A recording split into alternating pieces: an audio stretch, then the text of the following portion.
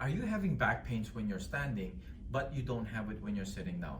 Do you, especially if you have pains that going down the legs and you only feel it when you're standing or walking, but when you sit down, you actually are pain-free? If that is the case, if that's what you're noticing about your back pain, you might have a condition that is called lumbar stenosis. Hi, this is Reggie from Result Plus Physical Therapy, and welcome to today's tip of the day. So these exercises are very important, so make sure you watch till the end so you'll know how to do them and you'll be able to address your back pain without having to spend much more money. The first exercise that I want to show you is called a single knee to chest. So let me show you. So you're gonna lie down on a firm surface. It's either you can do it on the floor, or if you're doing it on the bed, make sure the bed is very firm. You can use mattress toppers to make your mattress firm if it's too soft. So the first one is single knee to chest, because you're going to bring one knee towards your chest. So you're going to bring this up, put your hands underneath here, like on your thigh, and pull it back. Now, if you have knee issues, this is what I recommend. If you want more stretch and you don't have knee issues, you can actually pull from here.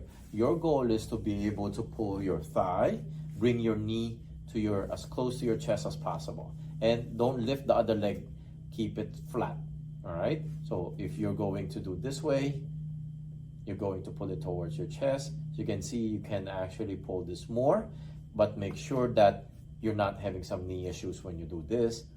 If not, then you have to modify that, all right? So bring it to your chest, hold it there for 20 seconds, and then you can relax.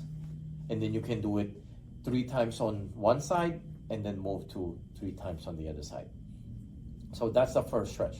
The second stretch is very similar, but we're upping the ante a little bit. We're stretching more. It's called the double knee to chest. Now, how do you do that is you're going to bring both your knees towards your chest at the same time. So the same principle applies. If you're having knee issues, I recommend pulling on your thighs so you don't press the knee.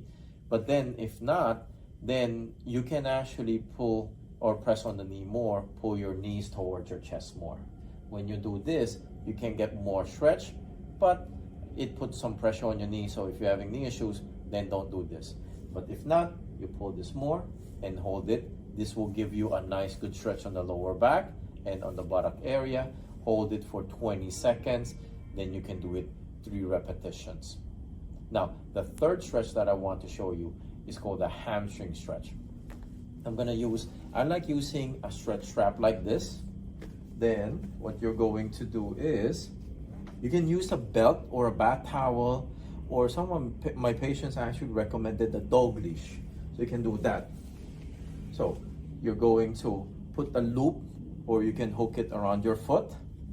And then what I like with the stretch strap is because it has loops, it's easier for me to grab. Keep the other leg straight, and then this one, you're going to pull it up. Make sure when you're pulling, don't bring your neck up, don't strain your neck. You're going to be pulling with your arms, okay? So when you do this, and I feel the stretch already, make sure the knee is straight, and hold it when you feel the stretch to the back of the thigh. I'm feeling it here, or sometimes you might feel it on your calves also.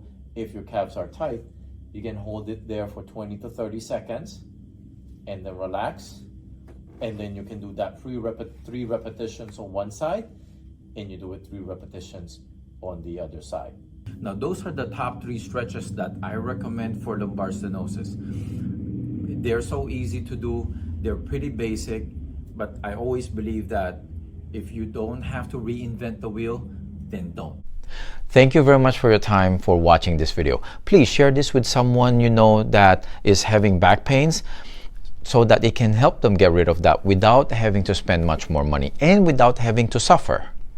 And don't forget to click on that subscribe button so you can get alerted once we have our new video coming out next week that shares more tips on how you get healthy and pain-free. Again, so thank you very much for your time.